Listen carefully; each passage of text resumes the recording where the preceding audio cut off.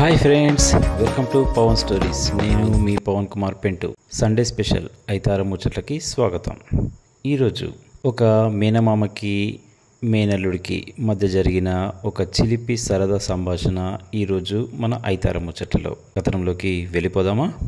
ఒకరోజు ఒక తమ్ముడు వాళ్ళ అక్క వాళ్ళ ఇంటికి వెళ్ళాడు. ఎరా తమ్ముడు, బాగున్నావా అంటూ పలకరించింది అక్క. అంతా బాగే అక్క, ఎక్కడ నా మేనల్లుడు అంటూ అన్నాడు.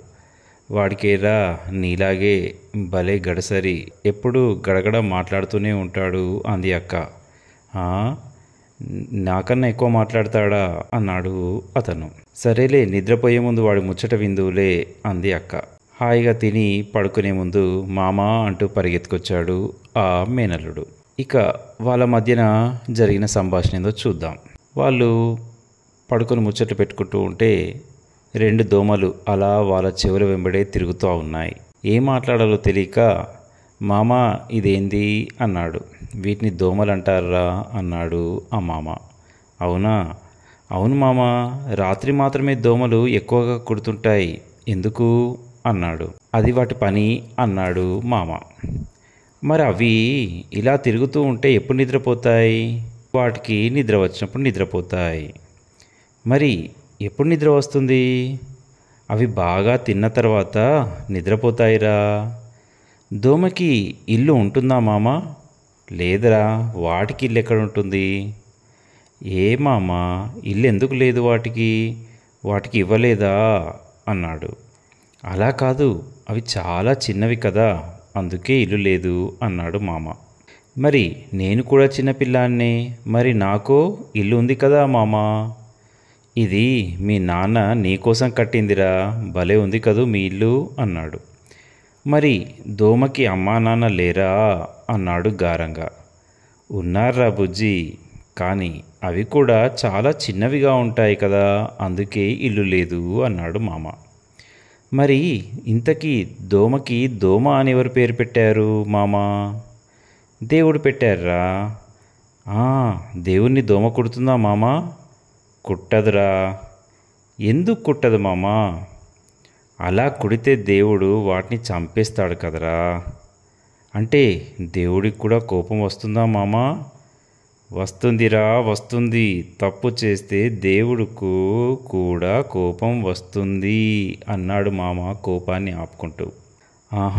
మరి దేవుణ్ణి అమ్మ రోజూ మొక్కుతుంది, మరి దేవుడు మంచివాడేనా మామా?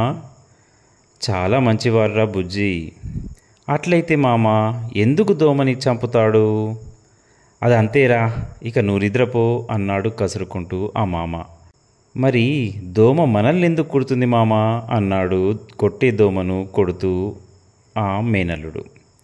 దానికి ఆకలిస్తుంది కదరా, అందుకే కుడుతుంది అన్నాడు.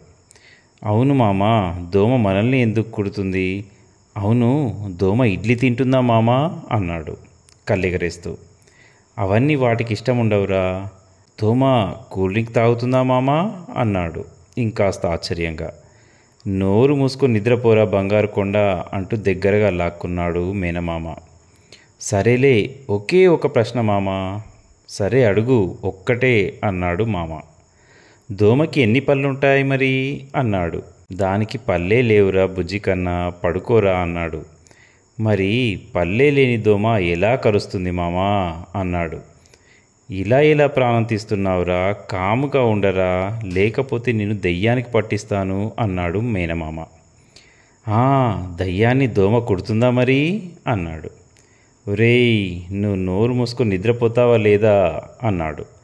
మనం నిద్రపోయేటప్పుడు నోరు కూడా నిద్రపోతుందా మరి మామ అన్నాడు ఆ గడసరి మేనల్లుడు. అబ్బా అక్క, వీని నువ్వే తీసుకెళ్ళవే, వీడితో ఉంటే నేను నిద్రపోలేను, ఎలా భరిస్తున్నావే వీడిని? 100 మందికి ఒక్కసారి సమాధానం చెప్పగలను నేను, నీకు తెలుసు. కానీ వీడేంటే ఒక్క అరగంటలో నన్ను అదరగొట్టేశాడు అన్నాడు మేనమామ. వాడంతేలేరా, వాడిని అందరూ మేనమామ పోలిక అంటుంటారు, ఇప్పుడన్నా తెలిసిందా నీకు పూర్తిగా అంది నవ్వుతూ ఆ అక్క. ఇలాంటి మేనల్లులు మేనకోడళ్ళు మన ఇళ్ళలో కూడా ఉంటారు కదూ. ఒక్కసారి వాళ్ళని గుర్తు చేసుకోండి, సరదాగా ఓ ఫోన్ చేసైనా మాట్లాడేయండి. ఇదండి ఈరోజు ఐతార ముచ్చట. నవ్వుతూనే ఉండండి ఫ్రెండ్స్.